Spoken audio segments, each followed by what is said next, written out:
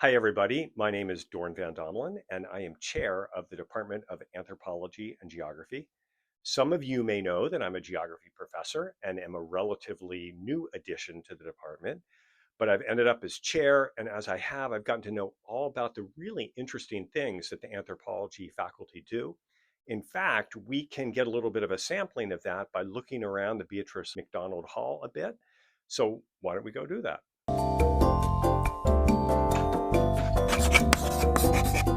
He's dirty. We're going to go around the corner and into the social science methods room. So this room used to be the GIS room, but we have transformed it over the last year or so into a place where students are able to come in and dock their machines and then use a screen while the professor is able to plug into a television screen.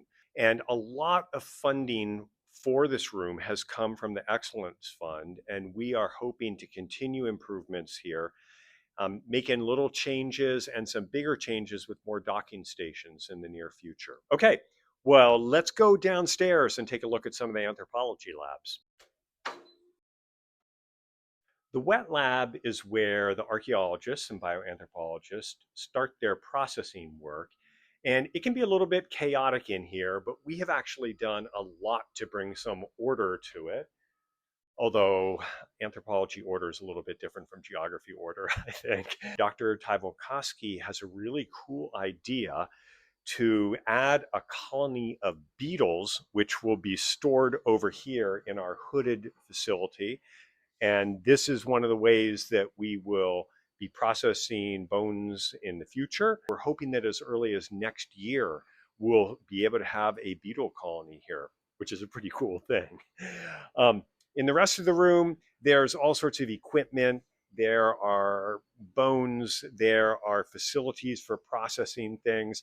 I wish I understood it all.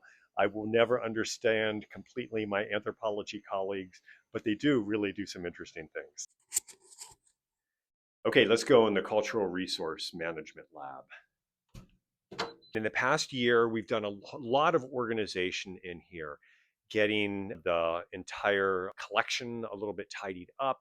Also for the big cohorts of graduate students in applied anthropology that we have coming in who are really interested in CRM.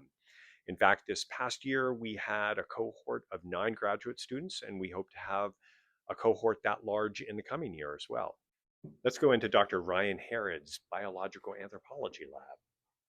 Okay, here we are in Dr. Ryan Harrod's Bioanthropology Lab. This lab is used both for teaching and research purposes, and there are lots of really cool models of things like Neanderthal skulls in here.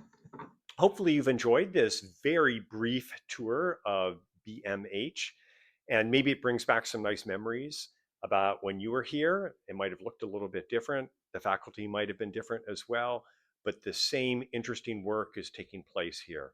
We have students and faculty who are engaged, and we appreciate your support and hope you'll consider supporting us in the future.